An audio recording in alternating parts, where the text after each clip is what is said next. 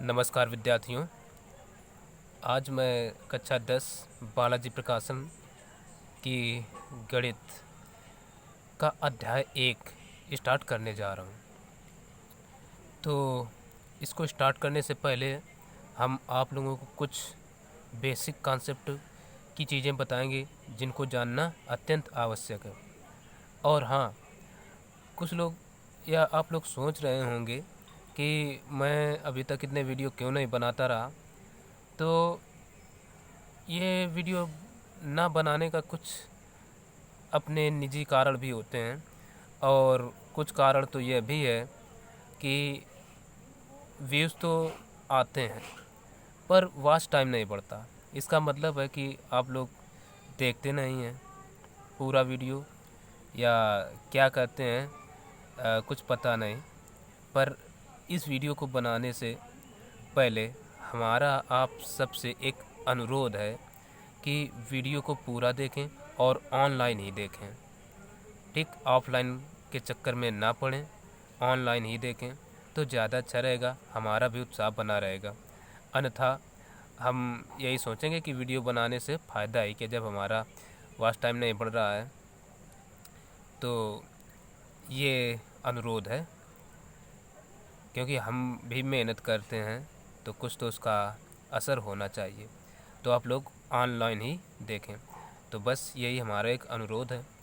और हाँ, वीडियो पसंद आए तो उसको लाइक कर दें और एक अच्छा सा कमेंट भी कर दिया करें। ठीक है, बिना कमेंट और लाइक किए ना जाएं। तो चलिए स्टार्ट करते हैं। तो देखते हैं।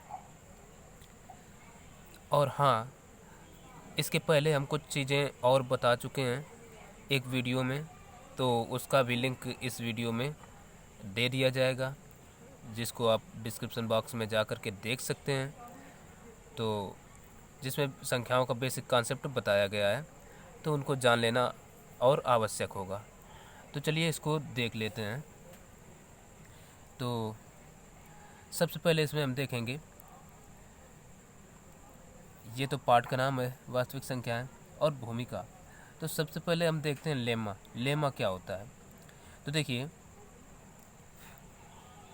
या हिंदी में प्रमेयिका। तो प्रमेयिका एक सिद्ध किया हुआ कथन होता है और इसे एक अन्य कथन को सिद्ध करने में प्रयोग किया जाता है। यानी ये लेमा एक स्वयं सिद्ध किया हुआ कथन होता है। कोई दूसरा एक कथन हो जिसको सिद्ध करना हो तो उसको सिद्ध करने में इसका प्रयोग किया जाता है। ठीक है, तो अब जान लेते हैं यूक्लिड विभाजन प्रमेयिका क्या है। तो सबसे पहले थोड़ा यूक्लिड कौन थे? यूक्लिड एथेंस या यूनान, ग्रीस जिसका अब नाम है, वहाँ के एक जाने माने गणितज्ञ हुआ करते थे। तो उन्होंने एक प्रमेयिका का प्रतिपादन किया था, जिस प्रमेयिका का नाम उन्हीं के नाम पर या उनके सम्मान के लिए उन्हीं के नाम पर रख दिया गया, जिसका नाम आज हम लोग पढ़ते हैं यूक्लिड डिवीजन लेमा या यूक्लिड विभाजन प्रमेयिका। तो चलिए ये क्या होती है? तो इन्होंने क्या कहा, चलिए देख लेते हैं। यूक्लिड डिवीजन प्रमेयिका के अनुसार प्रत्येक धनात्मक पूर्णांक या वो प्राकृतिक संख्याएं ही होंगी, ए को किसी अन्य प्राकृतिक संख्या बी से इस प्रकार विभाजित किया जाता है कि शेष फल यानी रिमाइंडर आर प्राप्त होता है। यानी यहाँ पर ए को यदि बी से डिवाइड करना है तो कोई ना कोई हमें एक शेष फल ज़रूर प्राप्त होगा। तो वो शेष फल क्या होगा? आर होगा। ठीक है, रिमाइंडर आर होगा। और जो आर का मान होगा वो या तो आर से छोटा या आर के बराबर हो सकता है और बी से छोटा होगा, क्योंकि बी के बराबर तो हो नहीं सकता, छोटा ही होगा। आर 0 के बराबर कब होगा? जब उसका मान शून्य होगा, यानी शेष फल शून्य आएगा। तो अब ये हो गई यूक्लिड विभाजन प्रमेयिका। अब देखिए, यहाँ ए को भाज्य यानी डिवाइडर, बी को भाजक डिविजर Q को भागफल कोशेंट तथा R को शेषफल रिमाइंडर कहा जाता है। ठीक है, तो अब बड़ा ही सिंपल है, अतः हम कह सकते हैं भाज्य बराबर भाजक इंटू भागफल प्लस शेषफल। ठीक है, भाज्य बराबर क्या होता है, जो कि हम बचपन से पढ़ते चले आए हैं या पिछली कक्षाओं से, कि भाज्य बराबर होता है भाजक इंटू भागफल प्लस शेषफल। ठीक, अब देखिए यहाँ मान लें, देखिए हमने थोड़ा किया है और ये लिख इसलिए रखा है क्योंकि ज़्यादा टाइम ना लगे। अब देखिए जब बी से ए को डिवाइड कर रहे हैं तो कोई ना कोई भागफल क्यू आएगा यानी कोसेंट, और रिमाइंडर कोई ना कोई आर ज़रूर बचेगा। ठीक, तो अब इसी नियम से अगर हम देखें, जब एक यहाँ पर क्या है भाज्य है, ठीक, और ऊपर भी दे दिया गया, तो भाज्य बराबर ए के स्थान पर हमने रख दिया भाज्य को, भाज्य के स्थान पर ए, भाजक क्या है बी, तो बी, भागफल क्या है क्यू, और शेषफल क्या है आर। तो ये हमारा बना यूक्लिड विभाजन प्रमेयिका का जो नियम है, यानी ए बराबर बी क्यू प्लस आर, इतना आ गया। अब देखिए यहाँ पर आर जो भी होगा वो 0 के बराबर या 0 से बड़ा होगा और बी से छोटा होगा। एक उदाहरण लेकर और समझ लेते हैं, जैसे 21 5 से बड़ा है। ठीक है, जब 5 से बड़ा है तो हम क्या करेंगे, 5 से 21 को भाग देंगे तो देखिए 5 चौको 20, 4 बार गया, 21 में 20 घटा दिए, 1 बचा, 1 हो गया शेष पर।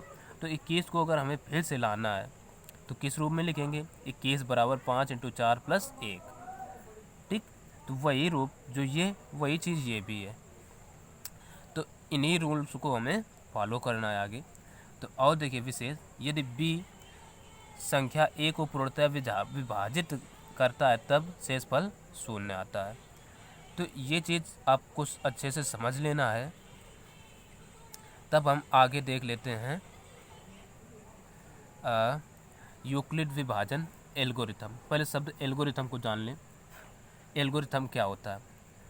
तो देखिए एल्गोरिथम सुपरिभाषित चरणों की एक श्रृंखला होती है जो एक विशेष प्रकार की समस्या को हल करने की प्रक्रिया प्रदान करती है।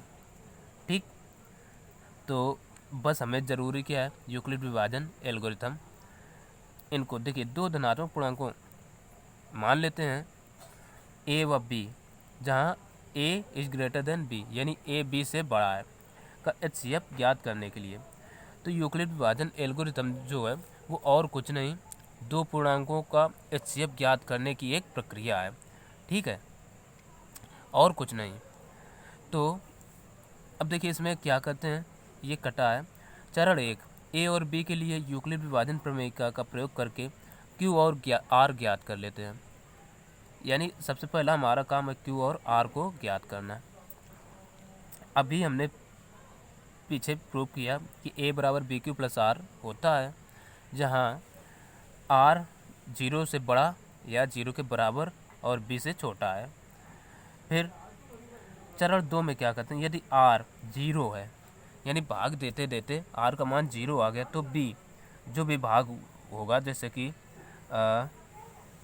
ये बी यानी भाग देने पर आर 0 आ गया, तो जो होगा बी पूर्णांकों ए और बी का HCF होगा। यानी यही जो फिर बी होगा, बी से भाग देने पर ही जब शेषफल हमारा 0 आ गया, तो वही बी HCF हो जाएगा ए और बी का।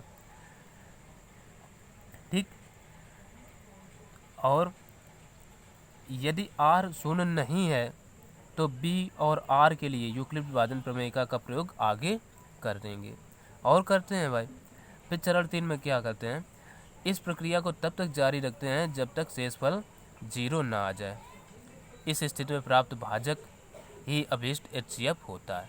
यानी ये हम भाग तब तक देते रहेंगे जब तक शेषफल 0 ना आ जाए, और जिससे भाग देने पर शेषफल 0 आएगा, वही उन पूर्णांकों का HCF होगा। तो ये थोड़ा बेसिक कॉन्सेप्ट था, बेसिक नॉलेज, जो कि आप देख सकते हैं, समझ सकते हैं, पढ़ सकते हैं और स्क्रीनशॉट भी ले सकते हैं। फिर हम बढ़ते हैं आगे और स्टार्ट करते हैं प्रश्नावली 1.1। तो चलिए स्टार्ट करते हैं एक्सरसाइज 1.1। देखिए 1.1 में पहला सवाल कह रहा है 1152 व 1664 को पूर्णतः विभाजित करने वाली सबसे बड़ी से बड़ी संख्या ज्ञात कीजिए, यानी सबसे बड़ी संख्या ज्ञात कीजिए। तो एक बात आप विशेष ध्यान रखिए, हमें HCF ज्ञात करना है कि LCM, इसमें कन्फ्यूजन हो जाती है। तो जब ऐसा कहे कि बड़ी से बड़ी संख्या ज्ञात कीजिए तो मान लेना है कि आपको HCF ज्ञात करना है, और कहे कि छोटी से छोटी संख्या ज्ञात कीजिए तो LCM ज्ञात करना है। ठीक है, तो चलिए इसको हल करते हैं। तो सबसे पहले देखेंगे यहाँ पर संख्या बड़ी कौन और छोटी कौन है। तो हम देख रहे हैं जो 1664 है इज ग्रेटर देन है 1152, ठीक, यानी इससे बड़ी है। तो हम करेंगे क्या, यहाँ पर 1152 से इसमें भाग देंगे।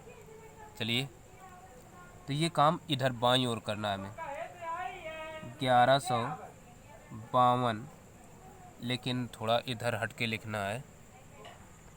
तो चलिए हमने थोड़ा हट के इधर लिख लिया।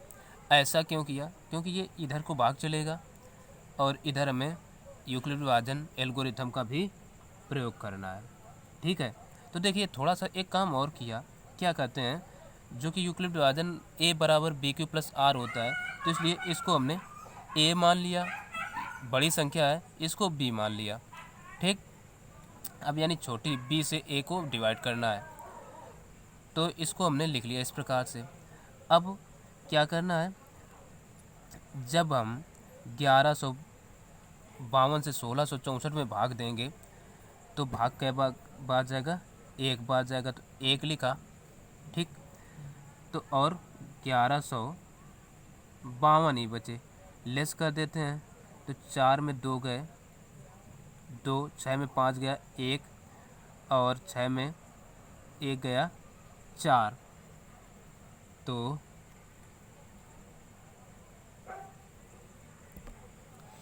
तो यहाँ पर जब 6 में 1 जाएगा तो बचेंगे 5।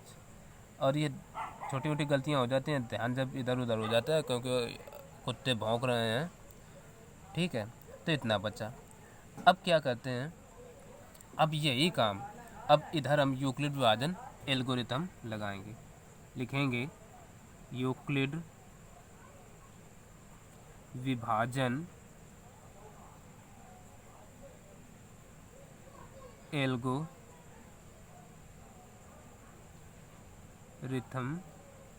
से। यूक्लिड विभाजन एल्गोरिथम पता है क्या होता है, A बराबर BQ प्लस R। ठीक, तो यहाँ पर A क्या है, A ये हुआ, तो हम लिखेंगे 1664। ठीक है, A 1664 है बराबर BQ, यानी B क्या है 1152, तो 1152, और Q क्या आया 1 इंटू 1 और प्लस R, R हमारा ये हुआ, यानी 512, इतना आ गया। फिर क्या करते हैं, फिर देखिए यहाँ पर अभी R हमारा जो है R इज नॉट इक्वल 0। जब तक 0 ना आ जाए तब तक हम डिवाइड करते चलेंगे। अब ये जो रिमाइंडर आया, इस रिमाइंडर से इसको डिवाइड करेंगे। ठीक है, यानी 1152 को। चलो अब देखिए 5 दूना 10, 2 बार चला जाएगा भाग, 2 से गुणा, 2 दूना 4, 2 एकम 2, और 2 पंचे 10, 10 और 24 आ गया। बस लेस कर देते हैं।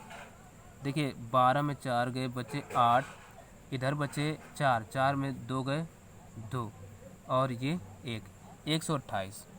अब क्या करते हैं, अब फिर वही काम, अब ये A का काम करेगा, क्योंकि देखिए इस ये B हुआ, ये तो हम लिखेंगे 1100, ओहो 52 है, सही करके लिखते हैं।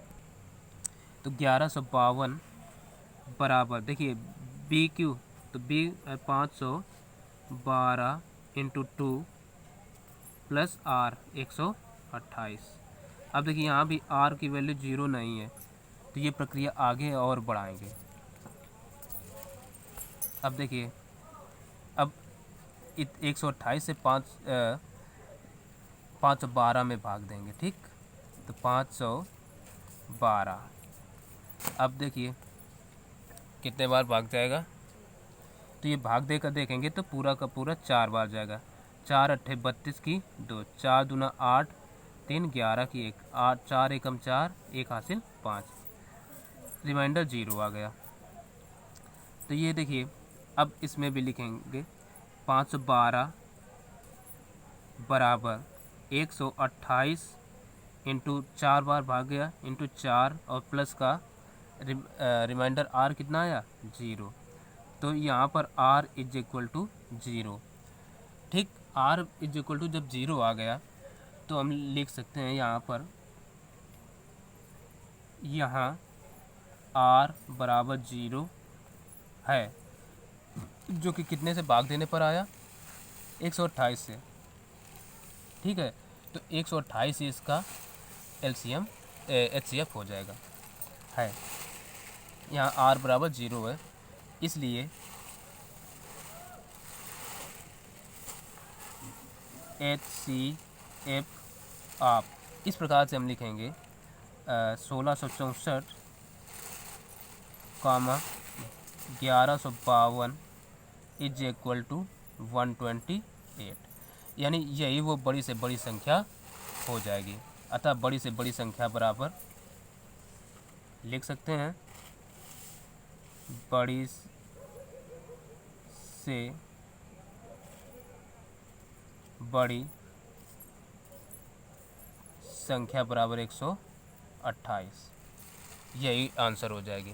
अब देखते हैं अगला सवाल। तो चलिए, दूसरा सवाल कह रहा है, किसी धनात्मक पूर्णांक m के लिए वह रूप ज्ञात कीजिए जिसमें प्रत्येक धनात्मक सम पूर्णांक को लिखा जा सकता है, ठीक है। तो यहाँ पर देखिए धनात्मक पूर्णांक की बात हुई है, तो हमें सबसे पहले पूर्णांक पता होना चाहिए। वैसे बेसिक कॉन्सेप्ट में हम बता चुके हैं, तो उस वीडियो की भी लिंक दे देंगे, तो देख सकते हैं।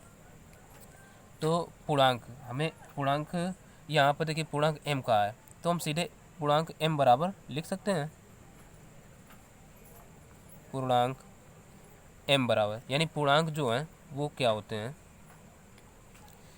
हम देखिए या 0, 1, 2, 3 और ये इन्फिनिटी तक, और उसी प्रकार से इधर भी -1, -2 और ये इन्फिनिटी तक जाते हैं। परंतु यहाँ पर बात हुई है धनात्मक समपूर्णांक की, ठीक। तो धनात्मक समपूर्णांक क्या होंगे,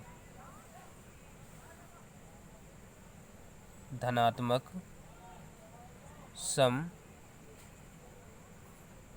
पूर्णांक, देखिए सम पूर्णांक उसको भी हम m बराबर ही लिखेंगे। अब देखिए धनात्मक सम पूर्णांक क्या होते हैं, ऐसे पूर्णांक जिसमें 2 से भाग चला जाए। इसका मतलब अगर हम लिखें 2, सिंपल सा बात है, 2 गुणा करके 1, 2, 3, 4, ठीक, और डॉट डॉट इन्फिनिटी तक, इतना कर सकते हैं। अब ये बात समझ में आ रही होगी कि 2 से अगर गुणा करा दिया जाए सब में, तो 2 एकम 2, 2 दूना 4, सब सम पूर्णांक तो ये बनेंगे। अब देखिए यहाँ पर, और m हमने क्या माना, पूर्णांक यही तो थे, परंतु ये निगेटिव वाले लेना नहीं, हमें लेना है पॉजिटिव पूर्णांक, ठीक। तो इसका मतलब ये क्या हो जाएंगे, 2m होंगे कि नहीं होंगे, 2 इंटू ये क्या है, सब पूर्णांक है तो हैं, तो ये देख सकते हैं। तो ये 2m आ गया, यानी जिसमें वो रूप कौन सा होगा, 2m का रूप होगा। तो यहीं से हम लिख सकते हैं, अतः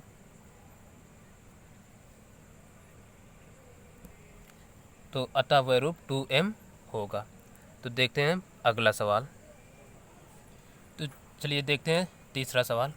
दिए किसी धनात्मक पूर्णांक m के लिए वह रूप ज्ञात कीजिए जिसमें प्रत्येक धनात्मक सम पूर्णांक को लिखा जा सके। लेकिन सम ना होकर के इसमें विषम है शायद।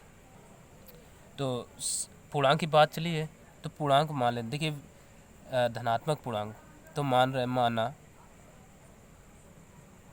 धनात्मक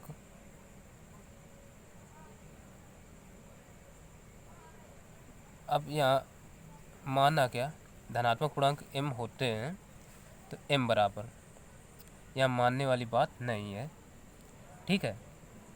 तो पूर्णांक होते ही हैं। अब देखिए 1 धनात्मक 1 2 3 4 डॉट डॉट ये इन्फिनिटी तक जाएंगे। अब देखिए ये तो पूर्णांक है, सम विषम से नहीं लेना है, पूर्णांक है कुल मिला के। अब यहाँ पर कह रहा है जिसमें प्रत्येक धनात्मक विषम पूर्णांक लिखा जा सके। तो धनात्मक विषम पूर्णांक क्या होंगे? धनात्मक विषम पूर्णांक बराबर 1 3 4 नहीं यहाँ 5 होगा 7 और डॉट डॉट इस प्रकार से, ठीक। इसका मतलब ये हुआ। अब यहाँ पर बात चलिए कि वह रूप कौन सा होगा। अब ये तो m है, ठीक। तो अगर हम इसी में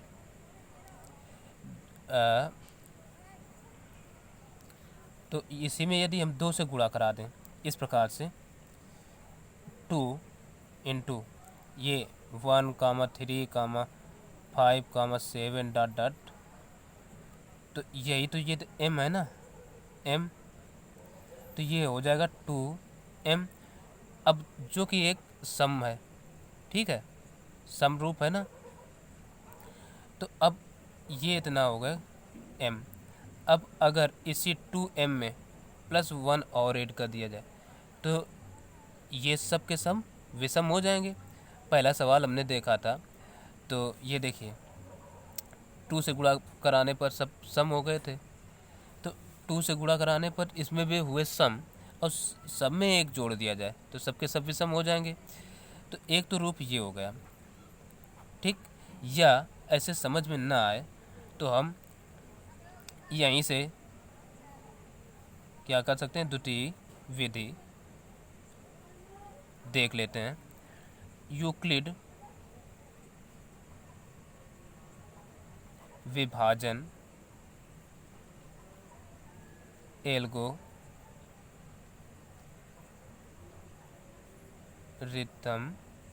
से ये लगाकर भी हल कर सकते हैं। तो यूक्लिड विभाजन एल्गोरिथम क्या होता है? a बराबर BQ प्लस आर। अब देखिए यहाँ a बराबर a के ही मान निकालें। अब यहाँ देखिए BQ बराबर क्या है? अब b के स्थान पर हम 2 रखेंगे। 2 क्यों? क्योंकि हमें यहाँ पर एक तो विषम पूर्णांक के लिए 2, जब यहाँ देख रहे हैं ना 2 से सब गुणा कराने पर सब हो गए और फिर तब ये हमें रूप फाइंड करना है। आर के मान केवल बदलने होंगे। तो इसको लिख सकते हैं यहाँ पर a बराबर BQ प्लस आर। तो हम ले सकते हैं। अब देखिए a बराबर b के स्थान पर यहाँ क्या है 2 है तो 2 ले लेते हैं 2Q प्लस आर, ठीक। आर है। अब देखिए आर जो है आर बराबर यहाँ पर क्या होंगे, एक तो 0 होगा 2। देखिए आर का मान 0 हो सकता है या तो 1 हो सकता है, 2 नहीं हो सकता क्योंकि b के से हमेशा छोटा ही रहने वाला है। तो हम रख कर देख लेते हैं। आर बराबर पहले 0 रखने पर 0 रख देते हैं तो a बराबर क्या आ जाएगा 2Q प्लस आर के स्थान पर 0। तो a बराबर 2Q या हम 2m लिख सकते हैं, कोई दिक्कत नहीं, जो कि ये सम है। अब r बराबर 1 रख रहे हैं। आर बराबर 1 रखने पर, तो ए बराबर क्या हो जाएगा, 2 प्लस आर के स्थान पर 1 जो कि विषम आ गई, यानी इसमें 2 का तो फैक्टर हो जाएगा, कॉमन मिलेगा, सम, ये हो गया विषम। ठीक, तो यहीं से हम कह सकते हैं अतः कोई भी अतः वह रूप यही होगा, यानी 2m+1 होगा। तो ऐसे करें चाहे ऐसे, वैसे हमारे हिसाब से तो ये ज़्यादा ईजी है, तो ये आप समझ लें। चलिए देखते हैं अब अगला सवाल। तो देखिए चौथा सवाल कह रहा है संख्या 405 व 25 20 का HCF ज्ञात कीजिए। तो कुछ नहीं, HCF ज्ञात करना है, तो सबसे पहले हम क्या लिखेंगे, ये देखिए 25 20 इज ग्रेटर देन 405। ठीक, देखिए हम इसका मुँह उस ओर रखते हैं जो संख्या बड़ी होती है, ये बड़ी है तो उसी ओर कर लिया। अब सिंपल वही काम, इससे इसमें भाग करेंगे, तो 405 डिवाइडेड बाई 25 20। ठीक है, तो अब देखिए इससे भाग दे रहे, तो जब भाग देंगे 4 छंग 24, यानी 6 बार चला जाएगा। तो 6 से क्या करें, इसमें गुणा, 6 पंचे 30, 30 की 0, और 0 में तो 0, और 6 चौको 24, घटा दो 0, 12 में 3 गए 9, और बस इतने बचे। तो अब इधर वही अपना काम लिखेंगे, यूक्लिड विभाजन एल्गोरिथम से। ठीक, शॉर्टकट में लिख लिया। अब देखिए एल्गोरिथम क्या होता है, ये 25 20 है, तो 25 20 बराबर, ये कैसे आए, 405 इंटू 6 और प्लस ये रिमाइंडर ऐड कर, तो इसी के बराबर होगा। तो अब देखिए अभी r is not equal to 0, आगे भागा हो देंगे, यानी 90 से 405 में भाग देंगे, तो 9 3 27, 9 चौको 36, यानी 4 बार जाएगा, 0 4 9 36, घटा दो 5, एक इससे वो हासिल लिया 10, 10 में 6 गए बचे 4। ठीक, अभी भी देखिए 0 नहीं आया, तो अब लिखेंगे 405 बराबर 90 इंटू 4 और प्लस के 45, r is not equal to 0। फिर आगे ये प्रक्रिया जारी रखेंगे, 45 में अब यानी 90 में 45 से भाग देंगे, तो 2 टाइम्स जाएगा, और ये आ जाएगा 45 दूना 90, 0 आ गया r, यानी तो अब 90 बराबर 45 इंटू 2 और प्लस का 0। यहाँ देखिए r का मान जो है 0 आ गया, तो हम लिख देंगे, चूँकि यहाँ पर r बराबर 0 है, इसलिए HCF आप कितना, कौन कौन सी संख्याएँ थीं, 25 20 405 इज इक्वल टू, कितने से भाग देने पर 45 से आया, तो हम लिखेंगे 45, यानी 45 ही आंसर। यानी ये चीज़ ध्यान रखिए, जिससे भाग देने पर शेषफल 0 आ जाए वही HCF होता है, और दूसरे के चक्कर में ना पड़े। ठीक, तो बस यानी लास्ट में भाग देने पर 0 आएगा तो वही HCF होगा। तो इस वीडियो में इतना ही, फिर मिलते हैं अगले वीडियो में। तो अभी तक यदि हमारे चैनल को सब्सक्राइब नहीं किया है तो सब्सक्राइब अवश्य कर लें। तो फिर मिलते हैं अगले वीडियो में, तब तक के लिए नमस्कार।